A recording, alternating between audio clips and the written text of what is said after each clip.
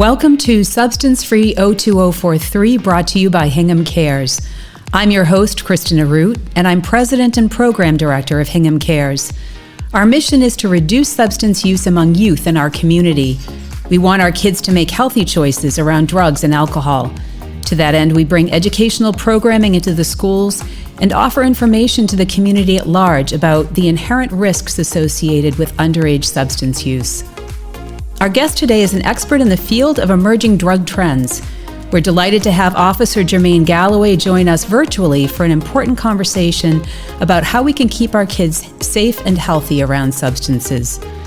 Thank you, Jermaine, for being with us today. You're very welcome. Thanks for having me. So you go by the moniker Tall Cop. I've been to an in-person workshop that you held several years ago, so I know the answer to this question already, and it's probably pretty obvious as well. But where did you get that nickname?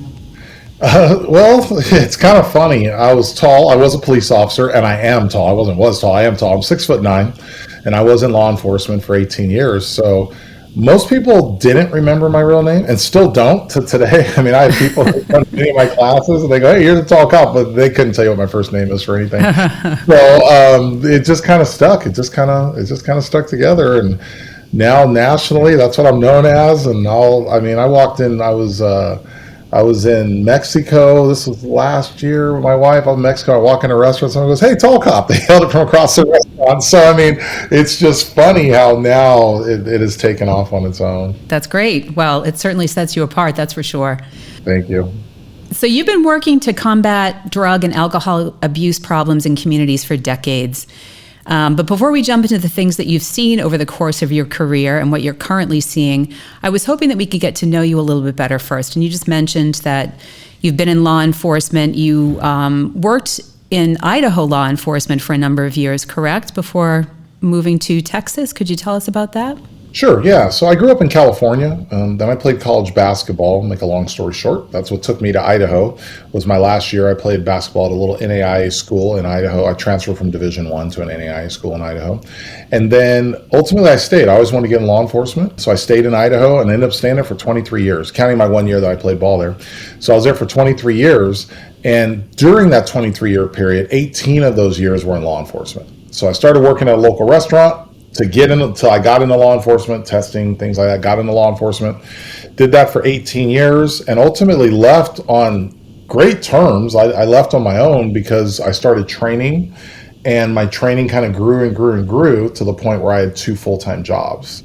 So I had to pick one. I was fortunate and blessed enough that I had to pick a job. And I liked both of my careers.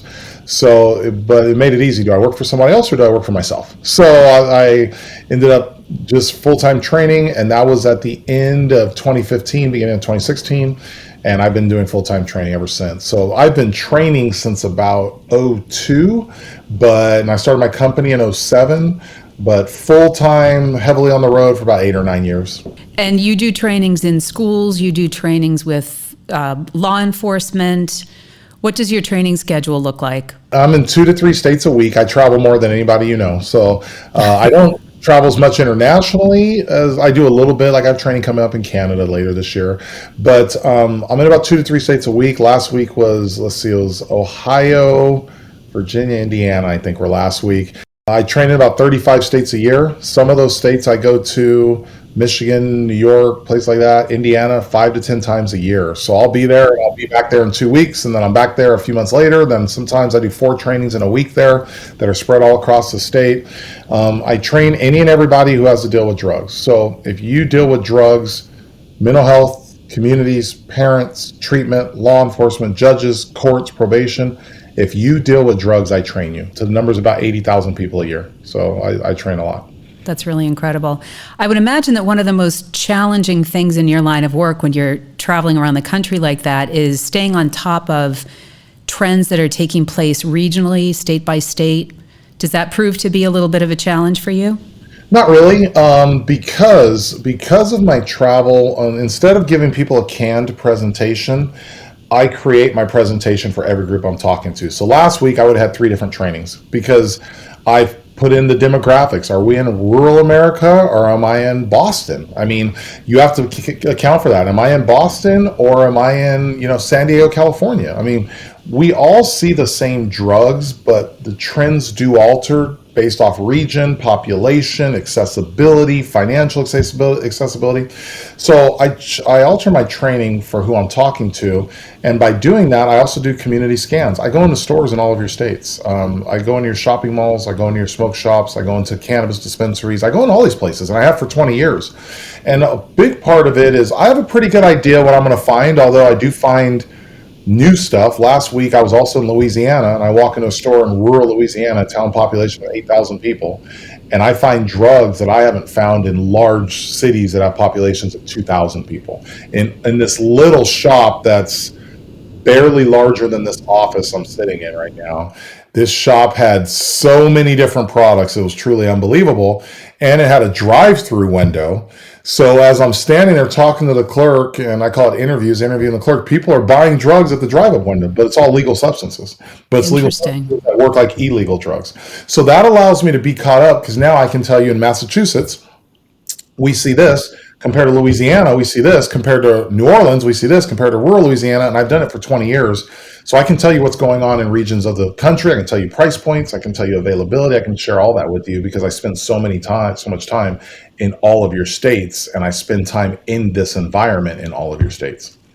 Well, they say that the more things change, the more they stay the same. So to the point that you were just making, that some of the trends may be different, the drugs may be different, but there are definitely some commonalities there. What have you seen over the course of your career or recently that's new nationwide or new regionally? And what things have remained constant? A lot of things, even the constants, have evolved, I would say, is a better way to put that. Like your cannabis products. We've evolved from leaf to dab wax and concentrates, and now the concentrates are continuing to evolve because price points are dropping and you have more states that are legalizing cannabis, so you have more dispensaries. Mm-hmm. So even though the product's been there, it's evolving as potency is rising too. But one of the most common trend shifts that I've seen over the last few years would really be your legal forms of heroin. I think that's a big one I spent a lot of time teaching on. We have products sold in all states. Now, some states have banned some products, but federally, no one has banned all of them, really. So we have products that work like heroin or other opioids that do not test like heroin or other opioids, meaning you take drug tests, you pass many of them, but get you high and can be addictive and can be fatal, that are being sold in gas stations and even in our shopping malls across the U.S. So one of the things I'm seeing are basically called heroin alternatives. It's kind of like saying you drink Coke or Pepsi, and we ban those, so you start drinking Mountain Dew, and that's right. Basically what's happening. And they're being sold everywhere. I'm finding them everywhere. I'm finding them in rural America. I'm finding them in urban America. I'm finding them low price points, $7. I mean, it's pretty crazy. And these are cannabis products? No, those are opioid products that work like drugs like heroin or that work well with heroin too. So there's a couple different ways to look at that. When we talk about underage use of substances, either legal substances like alcohol or illicit substances like cocaine, for example, are there different ways of addressing those when it comes to underage use specifically?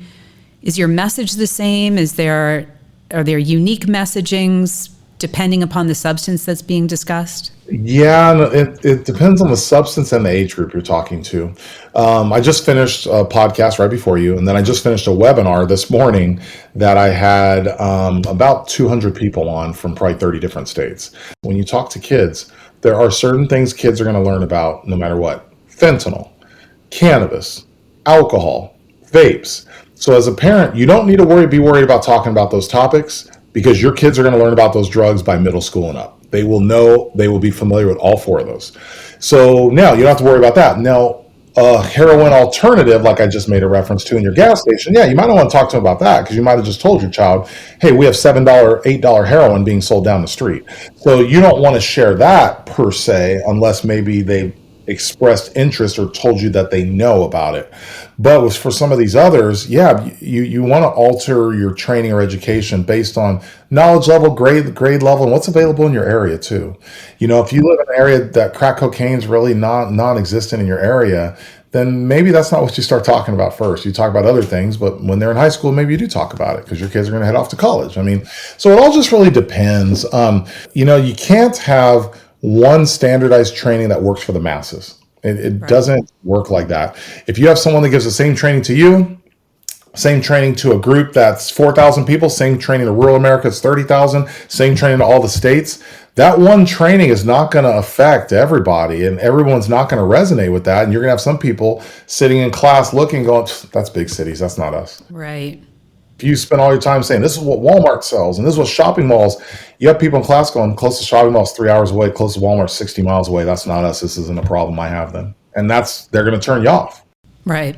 You want to really be addressing things in a way that resonates with everybody. What are some popular misconceptions that people have about youth substance use? Yeah, that it's a phase and they're going to grow out of it, that it's not a big deal. Kids will be kids. A big one is, I did it also, so therefore, look at me, I'm fine. And I agree with many parents. You are doing well. You are highly successful. You do look, from outside, what I can see, very healthy, mentally, physically, all of it. Your kids are not doing the same drug you are. You were sipping on a beer and they're taking shots of distilled spirits. That's the equivalent I give people.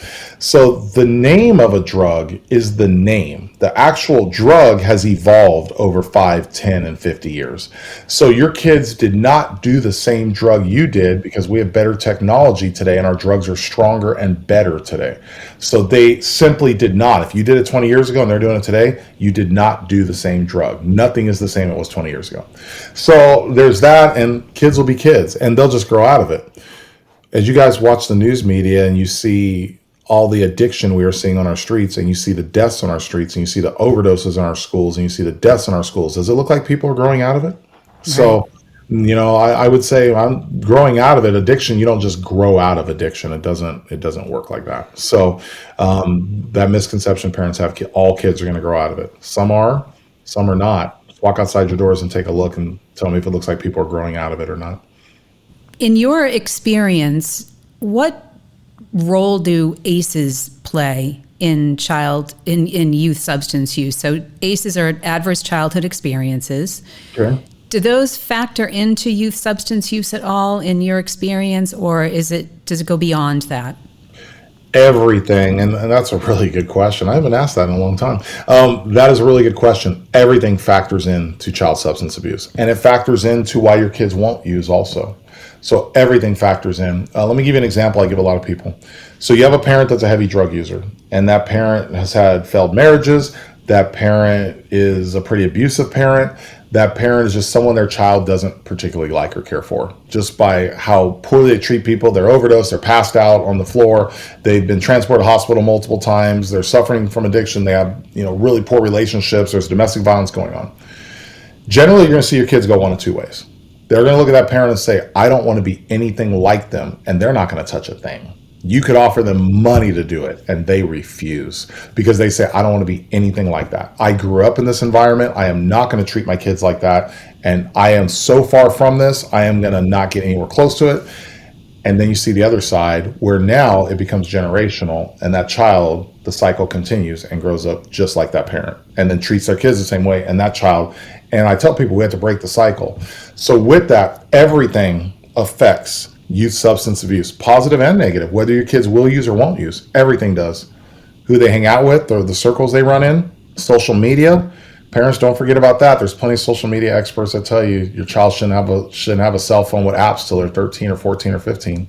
So, but we see kids who are 9 years old running around with cell phones with apps, right? So social media plays into that. Environment in the house plays into it. Everything does. It's a multifaceted approach. There's not just one thing that can make you successful. There's not just one thing that can make it fail. It's everything. It's a combination of everything, and being continual too. Is this cycle continuing and continuing to grow? For parents, that's kind of what you want to look at. There's no one perfect way, to kind of finish this answer for you here. I tell parents, if 2 + 2 = 4 in the drug world, we would tell you that. We'd write a book and we'd hand you the pamphlet and say, you follow it, you're good. Doesn't work like that. Doesn't work like that. When I heard you present several years ago, I think it was in 2016 actually, 2016, 2017, You were talking specifically about marijuana, and marijuana had recently been legalized for recreational use in Massachusetts. And it was incredibly informational for those of us who are just starting to get to know the substance, the modern version of the substance. And one thing that you said that really struck me was that, and I hope I'm getting this quote right, but you said something to the effect of former heroin users have said that modern day marijuana products are more potent than heroin. So yes, and here's what I mean by that. We have had former drug users of not just heroin, methamphetamine users, all of it, and not necessarily talk about the potency of it, but the withdrawals of it. We have had drug users who use other substances, and not all of them, just like anything in the drug world. Some people could try heroin today and walk away from it. Some say that was the best euphoria I've ever had, right? Some have worse withdrawals than others. I mean, there's so many factors into that. So again, you can't throw a blanket over everything. But what we've had many people say is the withdrawals were actually worse than other drugs I've done. Whether it's heroin, whether it's meth, what have you, the withdrawals were actually worse. So now, are they saying to a T it was worse? Maybe not, but they're making a point. They're saying this isn't yesterday's weed. The withdrawals were significant for me. Physical dependence, mental dependence was significant. That's basically the point that I generally from those conversations take from it, that they're highlighting. It's significant. It wasn't just it's just weed. What's the big deal? But when you look at potency, you know, if you smoked weed 25 years ago, you're smoking 8%, 10%, where today you could be smoking 96%. It does make sense, these statements that are being made, and depending on how frequently they're using and their dependence on the drug, any drug you use that's at high potency levels, because let me give you a good example. I am getting some of those similar comments from people who are vaping. So from people who have used other drugs and gone through withdrawals from other drugs that we consider to be hard drugs, who said it was just as hard for me to get off vape pens. I couldn't get off vaping. Wow. So we are hearing some of those same statements with that too, and they're saying the same exact thing. Their dependence is so strong on the drug that people need to stop looking at this stuff as just a weak substance. That's the point they're making. Right. That's definitely a popular misconception. Anytime we talk about marijuana, the changes in marijuana, it's always very interesting to see how few people are familiar with it. They're completely unfamiliar with how marijuana has changed over the past 10, 15, even 5 years. So that's something that we want to draw attention to with parents. I think two substances in particular that are problematic here in our community, and I'm sure you see this nationwide, are alcohol and marijuana. Those are the two most commonly used substances among teens, and they're certainly the most commonly abused substances among teens here in our community. And yet at the same time, they're the ones that are seen as the most benign to a certain extent by parents. So, you know, in helping parents understand not just the changes that have taken place in the marijuana industry and the marijuana products that are out there, but also helping them understand why teen use is so different from adult use. We know so much more about the developing teen brain. Can you touch on that a little bit? Yeah, so you could have two individuals. Let's say I have a male who's 6'2", 180 pounds. Or 6'9". Or 6'9", 180 pounds. And I did, it's funny, I went into a store the other day, I walk in, and this kid's 16 years old, he was an inch taller than me. I was looking up at him. Oh, that was just last week. Anyways, so you could have a male 6'9", 200 pounds, 16-year-old, like the kid who I saw in the store the other day with his dad. Or you could have me, who's almost 50 years old, and a 6'9" also, right? With that being said, we could be the same height, same weight, and everything. That 16-year-old who I saw in the store the other day, he's still developing. His body's developing. His brain's developing. Drugs will impact him more than they will me. Now, it doesn't mean that I still can't overdose off a drug, and it doesn't mean that I won't still have physical or mental dependence or anything like that off a drug. I'm not saying that. What I'm saying is that it's going to impact him significantly more generally as a rule of thumb.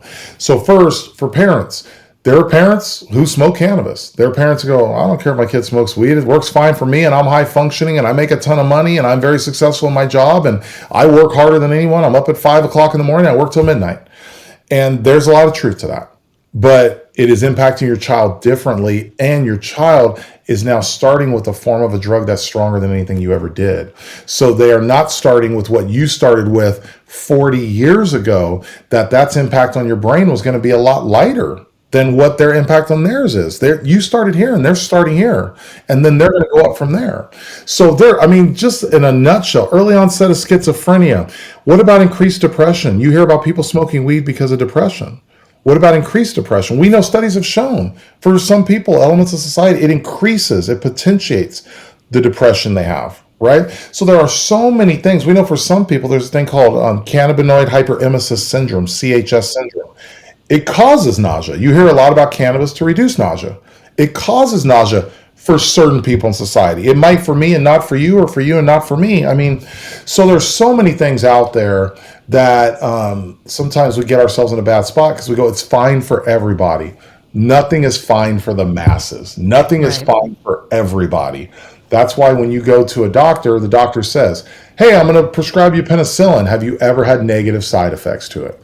Because yeah, it generally works for most people. Some people have negative side effects to it. I'm going to prescribe you this opioid. Have you ever had negative side effects? Most people don't. Some people do. Nothing works for the masses, whether it's prescribed or through street level drug culture. So you got to keep that in mind.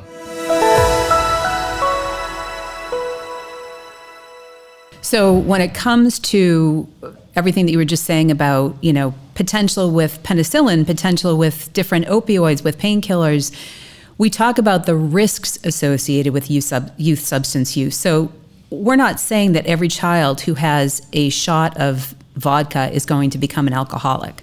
Correct. But exactly. But the danger is there, the risks are there, the proclivity is there because of the underdeveloped brain.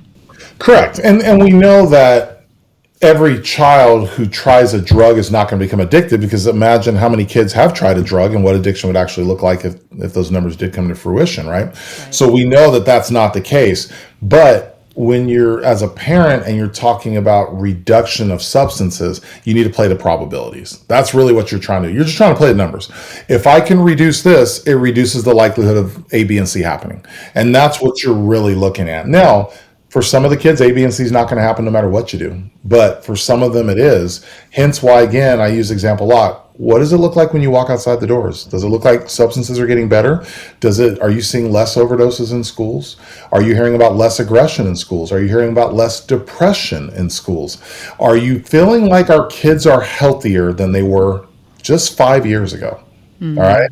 So as you look at some of those questions, then most people say, no, I don't feel like our kids or society as a whole is healthier than it was 5 years ago. So if that's your answer, then take a step back and say, what has changed in the last 5 years that I think society is less healthy when we talk substances? And that's what you really want to start looking at, because cause and effect. If this changes, that changes, right? So it's the same thing. At some point, we will get healthier again, hopefully. I do believe it'll happen as a society. Then we have to ask ourselves a question: what has changed to where we are now getting healthier as a community? So, you don't have to listen to experts. You don't have to read data. Just use your common sense, walk outside your doors and see what you think, and try to figure out why. Why do you think things have changed? And you'll probably come to some answers that I probably would have come to also. Just recently, I read an article that I don't recall the official name for this particular drug, but it's a horse tranquilizer that's being used recreationally. How widespread is that? Are there other types of substance? We hear about fentanyl all the time, carfentanil, and the concerns that we have over health risks associated with those substances. What other sort of new and different things are you seeing on the front lines? Yeah, so the one you're talking about is called xylazine. XYLAZINE is how it's spelled. And with xylazine, it's an animal tranquilizer. Xylazine has never been studied for human consumption. It is used on animals. It's used on dogs, cats to be fixed. It's used on cows to be sedated. It's on anything. I've had ranchers tell me they use it, and they say it works really well. It sedates my cow for 30 minutes, and then I can do what I need to do. If there's a procedure I need to do on the cow, then everything's fine. So with xylazine, it's never been studied in humans, but what it does is it's a drug potentiator. And a drug potentiator is a drug that spikes the high of other drugs. So xylazine actually spikes the high of heroin, and they're cutting it into fentanyl, meaning adding it to fentanyl. It spikes the high of fentanyl. But here's the kind of the curveball with xylazine. It reduces the effectiveness of Narcan. So Narcan, opioid reversal drug, works on opioids. Xylazine is a depressant, but it's not an opioid. So it reduces the effectiveness of Narcan. So when fentanyl and xylazine are both present together and you administer Narcan on somebody, it hits the fentanyl, it does not hit the xylazine. So what's happening is some of those people are still dying and they're not reversing because it's not reversing the effects of both drugs that are present. So, and you're in the Northeast, that's why you're hearing about it so much. You guys were the ones that raised the red flag saying, we got a problem here. To the rest of us, but we're seeing it all across the country. For instance, Dallas, Tuesday evening, in two different regions of Dallas, of the city, Dallas about 1 million people, so two different regions of Dallas had 27 drug overdoses on Tuesday night alone. Wow. So that means someone brought a drug into that area, someone or someone's, and was dealing it, and 3 of those people died. So you have to assume many of those people who were using the drug probably had a tolerance to opioids, had probably used it before. I don't know all the details on everyone, but you can assume most did, and several still died. And those were the 27 were the ones we know about. That doesn't count someone who went home and was administered Narcan maybe at home and did reverse, right? So they didn't call the police or share that data. And I'm very confident a drug like xylazine, I have no insider information, but just seeing what we're seeing, I'm very confident a drug like xylazine was probably present. That you don't see numbers like that. Something caused that. And these are probably people who had a tolerance to it anyways. So yes, you're seeing drugs like xylazine and what I call other potentiators, drugs that spike the high of heroin or drugs that work like heroin, and people are using to get around drug testing because there's several out there that work like it, but will get you around drug testing standards too. So yes, we're seeing quite a bit of that. So you've worked with leaders in many fields. Is there anything that we can be doing from a law enforcement perspective, legislatively, within the religious community, or anything locally that can affect change? What do you see as the best instrument for change? Yeah, one of the easy steps is banning some of these drugs. Banning does not stop drug use. Because again, heroin is banned. That's my best example. Heroin is banned, and we are in a heroin epidemic now, a fentanyl epidemic. So banning does not stop drug use, but banning reduces youth accessibility. I mentioned on a webinar earlier today, because it was mostly a youth-based webinar, and I said this: there's 2 things that you see for kids who use drugs: accessibility and price points. Mm-hmm. Kids buy cheaper drugs. Price points drop, kids buy them. It's more accessible, kids get them. So when you look at banning drugs, it usually does 2 things. It sends the price up, okay, which is going to now start to price kids out of the market, but also it reduces their accessibility. Yeah, people are still going to sell it. They're going to sell it underground. They're going to sell it under the counter. They're still going to do that, but I can't just walk into a Massachusetts gas station and buy it. So that does reduce some of that. So looking at a city level, county level, state level of banning drugs. We don't have to wait for every drug to be banned federally. You can ban stuff at a state level. So looking at things to be banned there. Continuing your education. Helping schools with policies. Our schools are overrun and they're overwhelmed. Remember, schools are still recovering from COVID. Schools are losing teachers. We have teachers quitting. So schools are having staffing shortages also, like you're seeing with hospitals and law enforcement.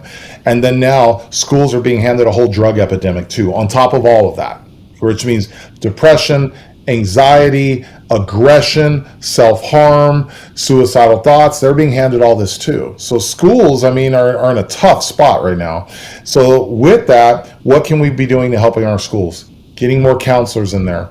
When these schools bonds are coming up, that some people say, well, I don't see a need for that. It's not school's problem. Well, we have to take a step back and say, is this going to help our children?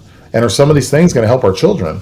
And giving our schools more resources too, and giving some of our parents who don't have the resources or the means to get resources, giving them some options. Just last week, I won't say what state, I was in one of my classes. They're having high levels of substance abuse in their community, very high levels of it. But their community socioeconomic level was very low. So they talked to me about the size of their county and their resources they're giving at one geographical location. I asked them a question. I said, are you doing that in the other side of the county also? Because for many of us, we sit back and go, okay, we'll drive an hour and get our kids there, but every parent does not have that availability, and you have single parent households too. So in this group had already thought all this through, and they said, yep, and we're trying to coordinate something where we're getting a vehicle where we can go get people and bring them to it. So they had already thought all this through, but this is stuff we have to be thinking through also. Everybody doesn't have the availability to maybe get their kids to places they need to be to get them the help that they need. So really thinking outside the box of what else can we be doing to get people the resources who don't have the means to get those resources. So we are really looking forward to having you come to Hingham and do a training here for us locally on Friday, May 19th in the morning at Town Hall. So we're excited to be able to publicize that. We're going to use the podcast to help publicize that and inform people on who you are. Not just a tall cop, you actually have a lot to say about a lot of different things. So, hopefully we'll get a good turnout for that. But one thing that I like to close every interview with is 2 questions. One is asking the person that I'm talking with, do you have any advice for parents in particular? And then the other is, do you have any advice for teens, obviously around substance use? Sure. So let's start with parents. Every child does not use drugs. Most kids do not use drugs, and we'll talk about that with teens in a second too. Parents, keep your heads up. It's frustrating. I'm a parent. It's frustrating for all of us. It doesn't mean everything's crashing and burning. It's not that. But for the ones who are using, it is worse, and it is getting significantly worse, and unfortunately it's going to get worse next year too. But keep your heads up and stay active. Be the parent. It's not, number one, I don't think it's society's job to be the parent, but also if you expect society to raise your kids, they're going to let you down and really disappoint you. Raise your kids, do your job, and that doesn't mean knowing everything. That just means being able to ask for help and look where you need to look. And for kids, it's the same thing.